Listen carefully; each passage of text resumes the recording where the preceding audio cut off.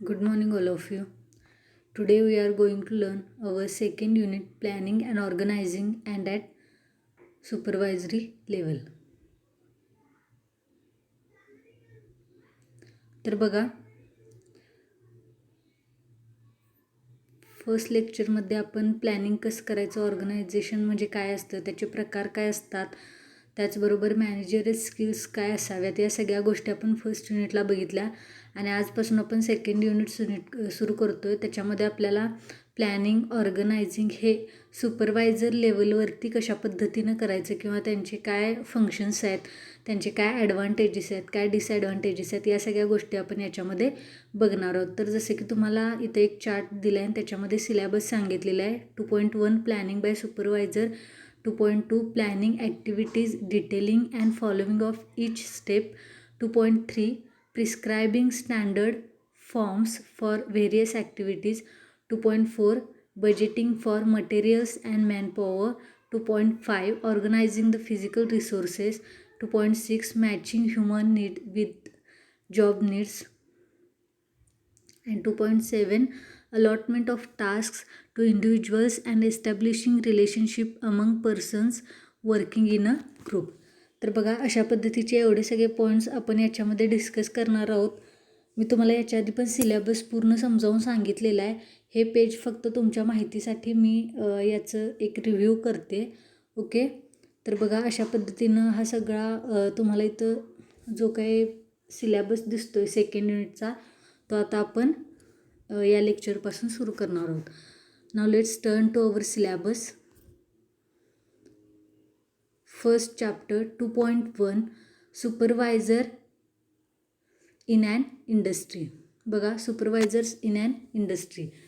Supervisor is a person who not only does supervision but many more things. He or she plays very important role in factory management. बघा, supervisor म्हणजे ही फक्त एक व्यक्ती नसून ही एक व्यक्ती नाही आहे जी सुपरविजन करते. तर ती बघा, ती किंवा तो या दोन्हीपैकी लेडीज किंवा जेंट्स दोन्हीपैकी कोणीही सुपरवायझर असेल तर त्यांचा जो काही फॅक्टरीमधील किंवा इंडस्ट्रीमधील जो फॅक्टरी मॅनेजमेंटमधील किंवा ऑर्गनायझेशन मॅनेजमेंटमधील असेल, इंडस्ट्री मॅनेजमेंटमधील असेल, तर त्याच्यामध्ये त्यांचा सगळ्यात महत्त्वाचा रोल असलेला आपल्याला दिसून येतो. Supervision includes overseeing the work of subordinates at work. तर बघा, सुपरविजनचा अर्थ काय होतो, तर जे काय एम्प्लॉईज आहेत एखाद्या ऑर्गनायझेशनमध्ये किंवा एखाद्या इंडस्ट्रीजमध्ये असलेले एम्प्लॉईज आणि त्यांचं काम कशा पद्धतीचं चाललं आहे या कामाचं निरीक्षण करणारी एखादी व्यक्ती म्हणजे आपण त्याला सुपरवायझर असं म्हणू शकतो. किंवा एखाद्या व्यक्तीच्या किंवा आपल्या हाताखाली असणाऱ्या आपल्या एम्प्लॉईजच्या कामाचं केलेलं निरीक्षण म्हणजे तो कशा पद्धतीनं काम करतो आहे, काम व्यवस्थित सुरू आहे का, टाईम लिमिटमध्ये होणार आहे का, या सगळ्या गोष्टींचा विचार ज्यावेळी एखाद्या एम्प्लॉईजच्या कामावरून केला जातो त्यावेळी त्याला आपण सुपरविजन केलं असं सुद्धा म्हणू शकतो. The supervisor is a team member of management team and he or she is one of the first line managers. तर बघा, सुपरवायझर हा काय असतो, तर टीम मेंबरचा एक मॅनेजमेंटमधील एक म्हणजे मॅनेजमेंटची जी टीम असते त्यातील एक टीम मेंबर असतो. ओके, आणि तो किंवा ती हे त्या लाईनमध्ये फर्स्ट नंबरचे मॅनेजर म्हणून ओळखले जातात. A supervisor has to perform many functions to achieve the productivity. मग सुपरवायझर म्हणून जॉब करत असताना किंवा ॲज अ सुपरवायझर म्हणून त्या व्यक्तीला बरेच ऑथॉरिटी पण असतात, पण त्याचपेक्षा जास्त त्यांना रिस्पॉन्सिबिलिटीज असतात. ओके, म्हणजे एखादं काम कसं चाललं आहे किंवा त्यांचं जे काही प्रोडक्ट तयार करायचं आहे, समजा एखादी मेकॅनिकलची कंपनी किंवा इंडस्ट्री किंवा एखादं जॉब तयार करायचं आहे. ओके, एखादा पार्ट तयार करायचा आहे, तर तो पार्ट कशा पद्धतीनं होतो आहे आणि त्याचं प्रोडक्टिव्हिटी कशी असणार आहे, त्याची क्वालिटी काय असणार आहे, त्याचबरोबर याला आपल्या मार्केटमध्ये किती म्हणजे प्रमाणात रेट आपण याचं सांगू शकतो, म्हणजे त्याची जशी क्वालिटी असणार आहे तसा त्याला रेट मिळणार आहे. आलं लक्षात? तर यामुळे या सगळ्या गोष्टींचा विचार कुणाला करायला लागतो, तर सुपरवायझरला. पुढं बघा, because of this supervisors are the only managers who perform important role at execution level.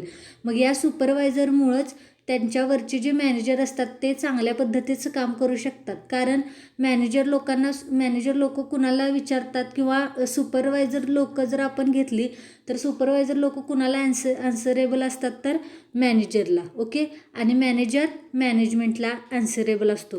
त्यामुळं सुपरवायझरचं जर काम चांगल्या पद्धतीचं असेल तर मॅनेजरसुद्धा म्हणजे निश्चिंत पद्धतीनं काम करू शकतात.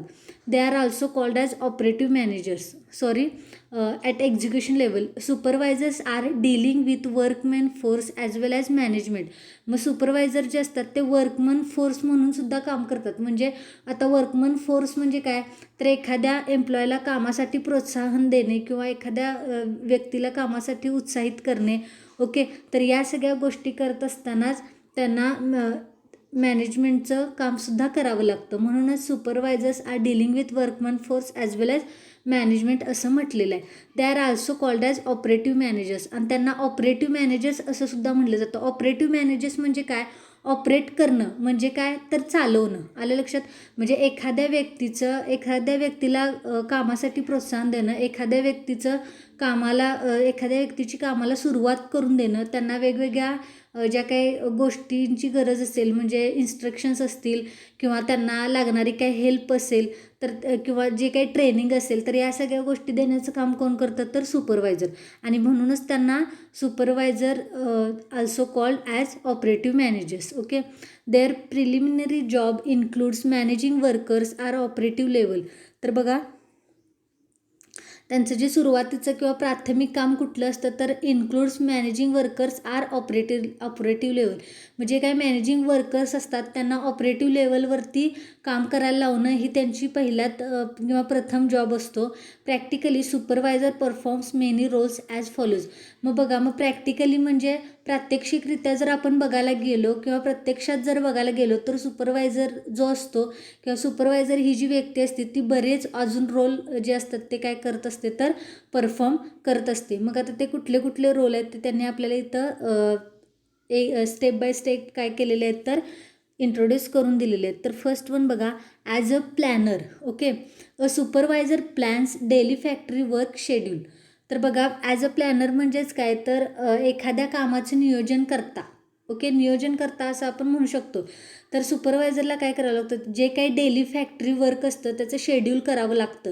म्हणजे आज कुठल्या पद्धतीचं काम होणार आहे, आज कुठला प्रोडक्ट तयार होणार आहे, आज कुठला म्हणजे जो काही रॉ मटेरियल असेल ते आपण परचेस करणार आहोत किंवा आपण जी काय इम्पोर्ट एक्सपोर्टचं असेल आपलं प्रोडक्ट बाहेर पाठवणार आहे, या सगळ्या गोष्टींच्या नोंदी कुणाला ठेवाव्या लागतात तर सुपरवायझरला ठेवावे लागतात. पुढं बघा, also division of worker among all worker as per their skills and capabilities is an important task.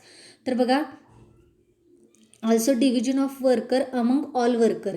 मग प्रत्येक एम्प्लॉईजमध्ये किंवा प्रत्येक कामगारामध्ये समान पद्धतीचं काम वाटून देणं किंवा त्यांच्या कामाचं डिव्हिजन करणं हे कामसुद्धा कुणाचं असतं तर त्या सुपरवायझरचं असतं. मग हे जे काम वाटून दिलं जातं ते कशाच्या आधारावरती दिलं जातं तर बघा, as per their skills and capabilities.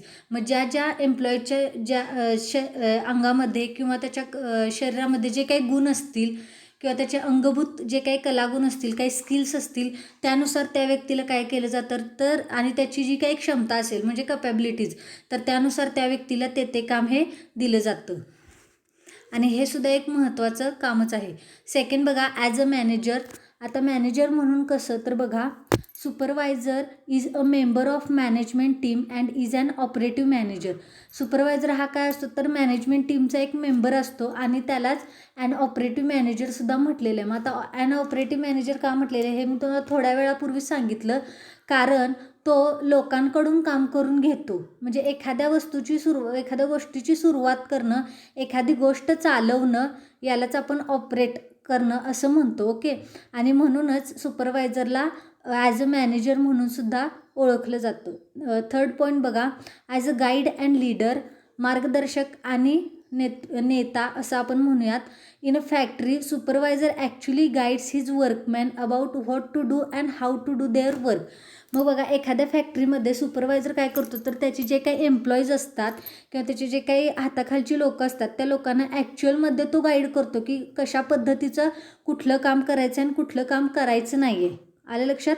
आणि म्हणूनच आपण त्याला, मग एखादी व्यक्ती जर आपल्याला सांगत असेल की कुठली गोष्ट चांगली आहे आणि कुठली गोष्ट म्हणजे करावी आणि कुठली गोष्ट करू नये, तर ते आपण ॲज अ गाईड म्हणूनच घेतो त्या व्यक्तीला, किंवा ॲज अ मार्गदर्शक म्हणूनच घेतो. ओके. आणि म्हणूनच सुपरवायझरला इथं काय म्हटलेलं आहे, तर ॲज अ गाईड म्हणून ओळखलेला आहे. Supervisor guides workers, he or she inspires workers to works that results in achieving great productivity. आणि बघा अशा पद्धतीने काय होतं, तर सुपरवायझरच्या त्या ऑर्डर्स जर खरोखरच एखादा सुपरवायझर अगदी मनापासून आपल्या एम्प्लॉईजना चांगल्या पद्धतीचं काम सांगत असेल, तर त्याची तळमळ बघून वर्कर लोक जे असतात किंवा वर्कमन जे असतात ते सुद्धा त्या पद्धतीचं काम करायला तयार होतात किंवा सुरुवात करतात. आणि इथंच काय होते, तर एक लीडर म्हणून सुद्धा सुपरवायझरची आपल्याला ओळख करून देता येते. ओके. पुढं बघा, as a mediator supervisor represents both management and workers. तर बघा सुपरवायझर जो असतो तो काय करतो, तर मॅनेजमेंटला पण रिप्रेझेंट करतो आणि वर्कर्सना पण रिप्रेझेंट करतो, कारण की तो त्या दोन्हीमधलं काय आहे, तर दुवा आहे. ओके. म्हणजे तो मॅनेजमेंटचा टीम मेंबर आहे आणि वर्कर्सचा कोण आहे, तर लीडर आहे. आलं लक्षात. आता आपण वरच्या पॉईंटमध्येच बघितलं. आणि म्हणूनच जो काय सुपरवायझर असतो तो काय करतो, तर मॅनेजमेंटला पण रिप्रेझेंट करतो आणि वर्कर्सना पण रिप्रेझेंट करतो. He is spokes person of both workers as well as management. आत्ताच मी सांगितलं त्या पद्धतीनं तो मॅनेजमेंटचा टीम मेंबर असल्यामुळं तो मॅनेजमेंटच्या जे काही प्रॉब्लेम्स असतील त्यासुद्धा वर्कर्सच्या पुढं मांडतो आणि त्याच्यावरती सोल्युशन शोधण्याचा प्रयत्न करतो. आणि समजा जर वर्कर्सना काय प्रॉब्लेम असेल, तर त्यांचा लीडर म्हणून तो मॅनेजमेंटच्या समोरसुद्धा त्यांच्या काही अडचणी किंवा प्रॉब्लेम्स असतील तर त्या मांडतो आणि सोल्युशन काढण्याचा प्रयत्न करतो. नेक्स्ट बघा, as an inspector one of the important roles of supervisor is to inspect. Inspect म्हणजे काय, एखाद्या गोष्टीवरती नियंत्रण ठेवणं, एखाद्या गोष्टीचं निरीक्षण करणं, एखाद्या गोष्टीचं ऑब्झर्वेशन करणं. आलं लक्षात. तर या सगळ्या गोष्टीसुद्धा सुपरवायझरवरती या जबाबदाऱ्या असतात.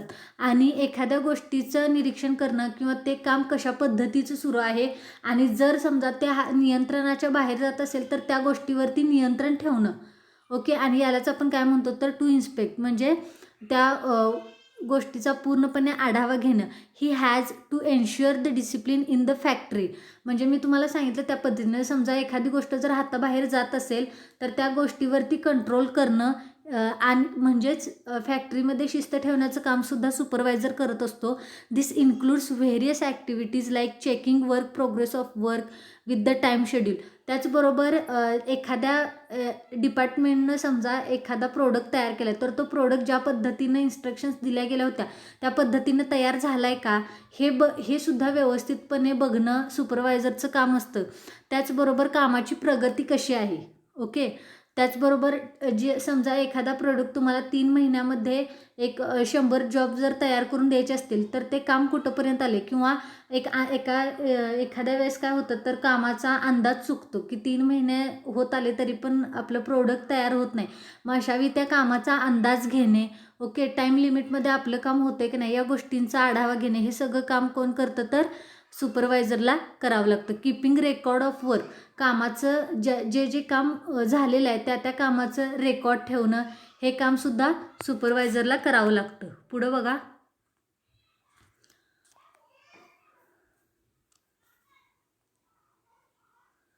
Related performance regular intervals and recognise deviations if any. त्याचबरोबर बघा जे काय वर्कर्सचा परफॉर्मन्स आहे कामाच्या संदर्भात त्याचा आढावा घेणं. त्याचबरोबर जर कामामध्ये काय अडचणी असतील किंवा काय प्रॉब्लेम्स असतील तर त्याचा आढावा घेणं. He is empowered to devise rules and regulations for workers while carrying out their work. त्याचबरोबर एम्पॉवर्ड म्हणजे काय, तर त्याच्याकडे एक प्रकारची ताकद असते किंवा त्याच्याकडे एक प्रकारचा अधिकार असतो असं आपण म्हणू शकतो, की जेणेकरून ज्याच्या आधारे तो काय करू शकतो, तर वर्कर्सनी चांगल्या पद्धतीनं काम करावं म्हणून त्याचे स्वतःचे रूल्स अँड रेग्युलेशन्स तो वापरू शकतो. त्याचबरोबर त्यांचं जे काही गोल आहे किंवा जे काय ऑब्जेक्टिव्ज आहेत ते अचीव करण्यासाठी, ऑर्गनायझेशनचे ऑब्जेक्टिव्ज किंवा गोल्स अचीव करण्यासाठी तो चांगल्या पद्धतीनं प्रयत्न करू शकतो आणि त्यासाठी तो त्याच्याकडं असलेले अधिकार हे वापरू शकतो. अँड द लास्ट वन बघा, as a counsellor workers problems are solve by the supervisor on day to day basis. बघा, वर्कर्सचे जे काही प्रॉब्लेम्स असतात ते सुपरवायझरकडून म्हणजे दिवसाच्या दिवसाला काय केले गेले पाहिजेत तर सॉल्व केले गेले पाहिजेत. He has to build good relationship with workforce. आणि त्यामुळंच त्याला काय करावं लागतं तर त्या वर्करसोबत एक चांगल्या पद्धतीचं एक हेल्दी रिलेशन डेव्हलप करावं लागतं. This results in increase productivity and good environment in factory. आणि त्याच्यामुळं काय होतं तर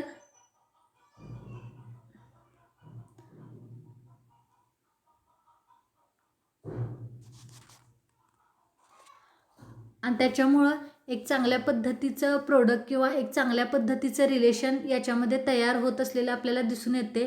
त्याचबरोबर increase productivity and good environment in factory. आणि त्यामुळेच काय होतं, जर समजा तुमचा जो काही ओनर असेल किंवा तुमचं जो काही अधिकारी असेल तुमच्यावरती असणारा, एम्प्लॉईजच्या वरती असणारा, तर तो जर चांगल्या पद्धतीचं तुम्हाला वागणूक देत असेल किंवा तुमच्याशी चांगल्या पद्धतीनं जर बिहेव करत असेल तर तुमचं कामामध्ये अजून उत्साह वाढतो किंवा प्रोत्साहन मिळतं तुम्हाला कामाला. आणि तुमची जी काही प्रोडक्टिव्हिटी आहे ती वाढण्यासाठी मदत होते. म्हणजे कमी वेळामध्ये तुमच्याकडून जास्त काम होऊन जातं. ओके. आणि त्यामुळेच मग फॅक्टरीमध्ये एकंदरीतच एक चांगल्या पद्धतीचं हेल्दी एन्व्हायरमेंट तयार होतं. He also becomes counsellor to the worker. आणि अशा पद्धतीनं तो जो काही सुपरवायझर असतो तो वर्कर्सचा एक चांगल्या पद्धतीचा काउन्सिलरसुद्धा होतो. पुढं बघा, supervisor deals with the grievances among the workers. तर बघा, he has to solve it and keep healthy environment.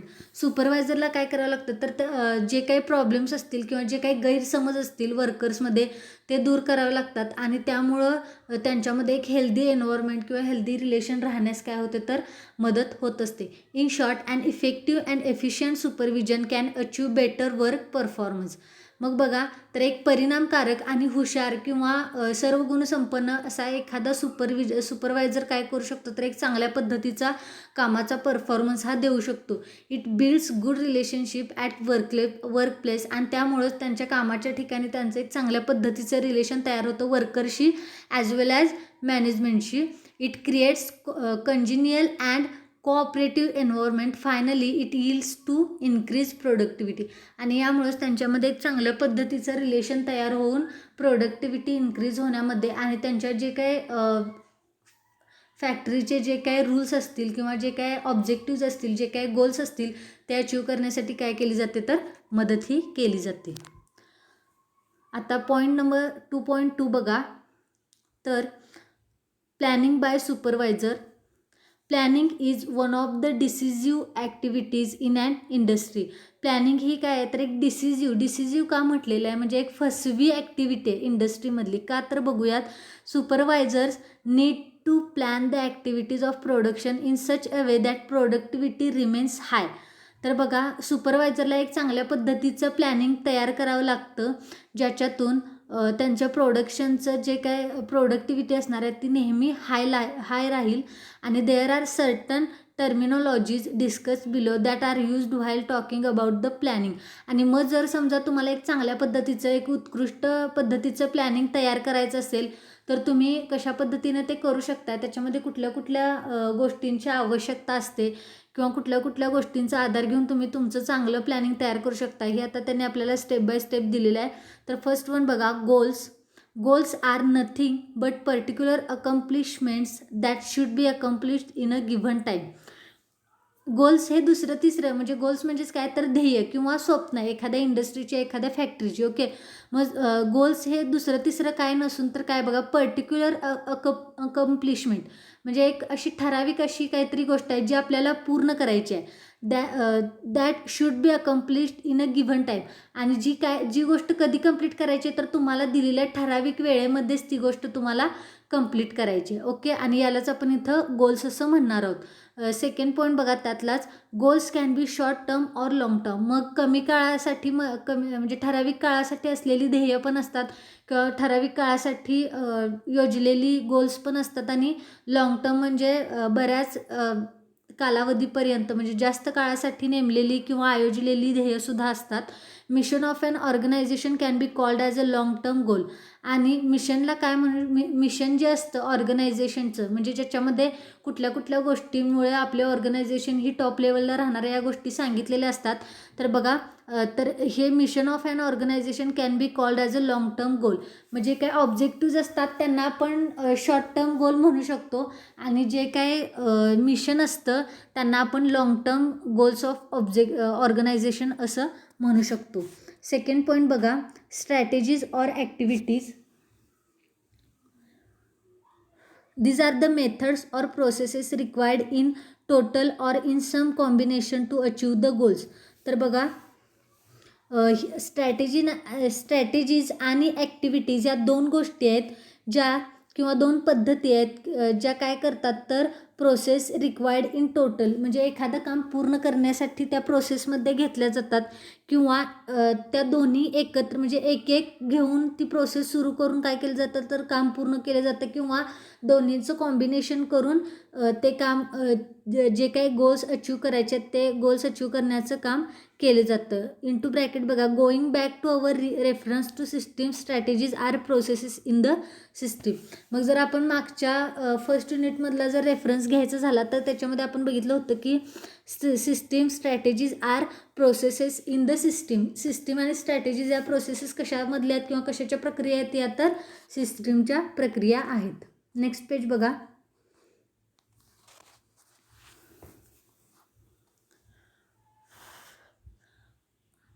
Third one is objectives. Objectives are specific accomplishments like goals. ऑब्जेक्टिव्हसुद्धा काय असतात तर एक ठराविक अकम्प्लिशमेंट म्हणजे एक ठराविक गोष्ट असते जी आपल्याला ठराविक वेळेमध्ये पूर्ण करायची असते, जसं की आपण गोल्स बघितले. But the difference between goals and objectives is that objectives are generally milestones by strategies are implemented. तर बघा, जर आपल्याला ऑब्जेक्टिव्ह आणि गोल्समधला जर फरक जाणून घ्यायचा झाला तर objectives are generally milestones. Objective काय असतात तर जनरली माइलस्टोन ठरतात एखाद्या बिझनेसमधले किंवा एखाद्या ऑर्गनायझेशनमधले. व्हाईल स्ट्रॅटेजीज किंवा गोल्स हे काय असतात तर इम्प्लिमेंटेड, म्हणजे त्या काय केलं जातं तर त्यांची अंमलबजावणी केली जाते. पण ऑब्जेक्टिव्हची अंमलबजावणी होते का तर फक्त ते ठरवले जातात आणि त्यानुसार त्याची कामं केली जातात. नेक्स्ट वन बघा, 4 tasks. In an organization, tasks are assigned to people and they are made accountable for that. Every given task is essential. मग आता टास्क म्हणजे काय तर ऑर्गनायझेशनमध्ये असलेल्या प्रत्येक व्यक्तीला त्याच्या कपॅबिलिटीजनुसार आणि त्याच्या क्वालिटीजनुसार त्याच्या स्किल्सनुसार त्याला टास्क हे नेमून दिलेलं असतं किंवा असाइन केलेलं असतं, आणि त्यांना ते काम चांगल्या पद्धतीनं करून देणं हेच त्यांचे काय असतं तर सगळ्यात महत्त्वाची गोष्ट असते. Every given task is essential. आणि अगदी छोट्यातलं छोटं दिलेलं कामसुद्धा इथं ऑर्गनायझेशनमध्ये किंवा फॅक्टरीमध्ये दिलेलं छोट्यातलं छोटं कामसुद्धा काय होतं तर खूपच महत्त्वाचं ठरतं. नेक्स्ट पॉईंट बघा, 5 resources and into bracket and budgets. Resources are required to reach to the goal set by the organization. Following is the list of resources. तर बघा, आता रिसोर्सेस म्हणजे नेमकं काय तर resources are required to reach to the goal. Resources ही एक गरज आहे. कशाची गरज आहे तर आपले गोल्स पूर्ण करण्यासाठी किंवा आपले गोल्सपर्यंत पोहोचण्याची ही काय आहे तर एक गरज आहे जी ऑर्गनायझेशनकडून सेट करून दिली जाते. आणि जे रिसोर्सेस वापरून आपण आपले गोल्स जे असणार आहेत ऑर्गनायझेशनचे ते अचीव करू शकणार आहेत. मग त्याच्यासाठी असणारी लिस्ट आहेत बघा, ते खाली दिलेले आहेत. First one is capital, second one is people, third one is materials, fourth one is technologies and fifth one is infrastructure. आता हे मी तुम्हाला एक दोन ओळीमध्ये याचं एक्सप्लेनेशन देते बघा. कॅपिटल म्हणजे काय, आता सगळ्यात पहिल्यांदी समजा तुम्हाला एखादा प्रोजेक्ट तुम्हाला तयार करायचा आहे, ओके, किंवा एखादा प्रोजेक्टवरती तुम्ही काम करताय तर तो प्रोजेक्ट कंप्लीट करण्यासाठी सगळ्यात महत्त्वाची तुम्हाला जागा लागणार, ओके. त्याचबरोबर त्यासाठी लागणारा तुमचा कच्चा माल रॉ मटेरियल हे सुद्धा लागणार. ह्या दोन गोष्टी झाल्यानंतर सेकंड गोष्ट काय असणार आहे, पीपल म्हणजेच तुमचा स्टाफिंग म्हणजे काय तर नोकर भरती. तुमच्या ऑर्गनायझेशनमध्ये ज्या पद्धतीचा प्रकल्प आहे किंवा ज्या पद्धतीचा प्रोजेक्ट आहे त्या पद्धतीच्या क्वालिफिकेशन असलेली, त्या पद्धतीच्या स्किल्स असलेली लोकं तुम्हाला, म्हणजे तो स्टाफ तुम्हाला रिक्रूट करावा लागणार आहे. ओके. Then third, materials. आता मी सांगितलं त्या पद्धतीनं तुम्हाला लागणारा कच्चा माल असेल, मग तो कुठल्याही स्वरूपातला असेल तो. ओके. Then technologies. मग तुमच्या ज्या काही गोष्टी असतील, मग तुम्हाला आता समजा मशीन्स लागत असतील, एखादा समजा तुम्ही जर मेकॅनिकलचा प्रोजेक्ट करत असाल तर तुम्हाला मशीन्स लागणार. ओके. मग त्याच्यामध्ये नवीन टेक्नॉलॉजी असलेले मशीन्स असतील. त्याचबरोबर सिव्हिलचा प्रोजेक्ट असेल तर तुम्हाला लागणारा वेगवेगळ्या दर्जाचा जो काही माल असणार आहे तो. ओके. तर किंवा आता समजा तुमच्यामध्ये 3D चे प्लॅन आलेले आहेत बघा. ओके. सिव्हिल फॅकल्टीमध्ये सिव्हिल स्ट्रीममध्ये 3D वरती तुम्ही प्लॅन तयार करून देऊ शकता. मग हा सुद्धा टेक्नॉलॉजीचाच एक भाग आहे. ओके. तर अशा पद्धतीच्या गोष्टींचा वापर करणं. And the last one is infrastructure. आणि त्याचबरोबर तुमची जी काय इंडस्ट्री आहे किंवा तुमची जी काय फॅक्टरी आहे त्याच्यामध्ये तुम्हाला लागणाऱ्या वेगवेगळ्या गोष्टी म्हणजे भौतिक साधनं. ओके. तर या सगळ्या गोष्टींचा विचार कशामध्ये केला जातात तर रिसोर्स आणि बजेट्समध्ये केला जातो. मग या सगळ्या गोष्टींसाठी म्हणजे हे जे 5 पॉईंट्स आहेत किंवा ह्या ज्या 5 गरजा आहेत त्या भागवण्यासाठी तुम्हाला लागणार काय शेवटी तर पैसा. आणि ह्या पैशाचं व्यवस्थित बजेट करणं, म्हणजे बजेटमध्ये सगळ्या वस्तू व्यवस्थित बसवणं, म्हणूनच याला रिसोर्सेस अँड बजेट्स असं नाव या पॉईंटला दिलेलं आहे. ओके. तर तुम्हाला आता इथंपर्यंत हे सगळे पॉईंट्स समजले असतील. तर बघा, यातलाच आता पुढचा पॉईंट आहे, सब पॉईंट आहे, तो आपण बघूयात. 2.2.1 प्लॅनिंग प्रोसेस अँड स्टेप्स. प्लॅनिंगची प्रोसेस कशा पद्धतीची असते आणि त्याच्या पायऱ्या काय असतात त्या आता आपण बघूयात. Planning process is similar almost everywhere. प्रत्येक ठिकाणी, मग ते कुठल्याही प्रकारचं काम असू देत किंवा कुठल्याही प्रकारचं मॅनेजमेंट असू देत, कुठल्याही प्रकारचं तुम्ही गोष्टीचं नियोजन करत असाल तर तिथं प्लॅनिंगची जी काही प्रोसेस असते ती बऱ्यापैकी सिमिलर म्हणजे सारखीच असते. It does not matter whether it is done for and of project department or organisation. मग म्हणजे याचा जास्त काही संबंध येत नाही की तुम्ही ते प्रोजेक्ट डिपार्टमेंटसाठी करताय किंवा ऑर्गनायझेशनसाठी करताय किंवा दुसऱ्या इतर तुमच्या पर्सनल गोष्टींसाठी करताय. प्लॅनिंग हे काय असतं, बऱ्यापैकी प्लॅनिंगच असतं, म्हणजे सगळीकडे सेम असतं. Then the set of activities are same in planning process. त्याचबरोबर ज्या काही सेट ऑफ ॲक्टिव्हिटीज असतात प्लॅनिंग प्रोसेसमधल्या, म्हणजे एखाद्या कामाचं आपण नियोजन कसं करायचं, ते काम कधी सुरुवात करायचं, त्याचं टाईम लिमिट काय असेल, ते किती वेळामध्ये, त्याच्यासाठी लोक किती लागतील, या सगळ्या गोष्टी या सगळ्याच ठिकाणी काय केल्या जातात तर सारख्या असतात. Supervisors need to plan the production activity well in advance. आणि जर प्रोडक्शन ॲक्टिव्हिटी चांगल्या पद्धतीची तयार करायची असेल तर सुपरवायझरला काय करावं, एक चांगल्या पद्धतीचा प्लॅन हा ॲडव्हान्समध्ये म्हणजे आधीच ओके तयार करून ठेवावा लागतो.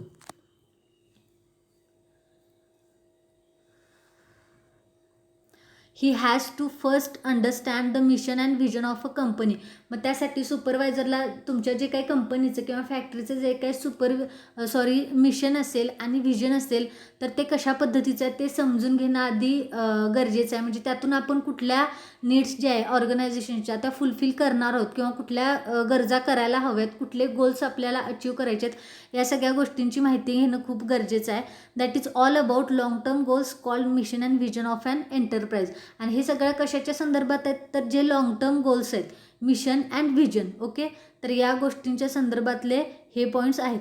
Supervisors planning is all about production. मग सुपरवायझरचं प्लॅनिंग हे कशा संदर्भात असतं तर जे काही प्रोडक्शनचं किंवा उत्पादनाचं ज्या काही गोष्टी आहेत त्या सगळ्यावरती आधारित काय असणार आहे तर सुपरवायझरचं प्लॅनिंग असणार आहे. He has to do long term as well as short term planning. त्याला लॉंग टर्म प्लॅनिंगसुद्धा करावं लागतं आणि त्याचबरोबर शॉर्ट टर्म प्लॅनिंगसुद्धा करावं लागतं.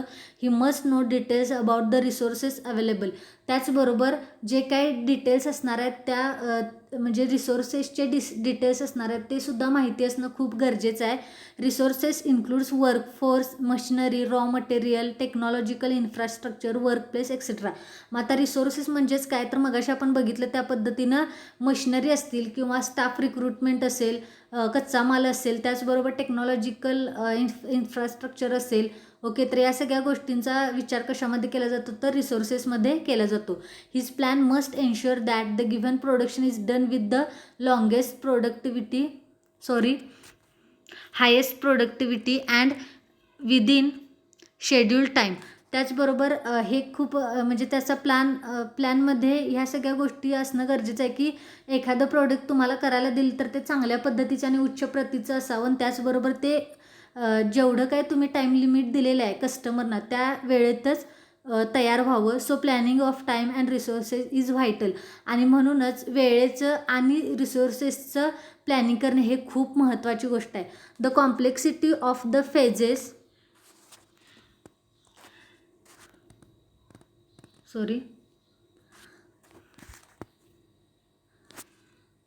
The complexity of the phases or steps of planning completely depends on the type of enterprise and it. Okay. तर बघा अशा पद्धतीनं जी काही कॉम्प्लेक्सिटी असते फेजेसची किंवा स्टेप्स असतात प्लॅनिंगच्या त्या कशावरती ह्या कम्प्लिटली तुमचं ज्या पद्धतीचं ऑर्गनायझेशन आहे किंवा तुमचं ज्या पद्धतीचं एंटरप्राइज आहे, ज्या पद्धतीचं तुमची कंपनी आहे, फॅक्टरी आहे, त्या गोष्टींवरती काय असतं तर हे पूर्णतः डिपेंड असतं. ओके. तर बघा आता इथंपर्यंत मी हे लेक्चर कंप्लीट करते आणि नेक्स्ट लेक्चरमध्ये आपण याचा पुढचा पार्ट पाहूयात. जर कुणाला काही प्रॉब्लेम असतील, कुणाला काही समजलं नसेल तर यू कॅन कॉल मी किंवा you can ask me your doubts. Okay. आणि जर काही प्रॉब्लेम असेल तर मला कॉल करा. ओके. थँक्यू.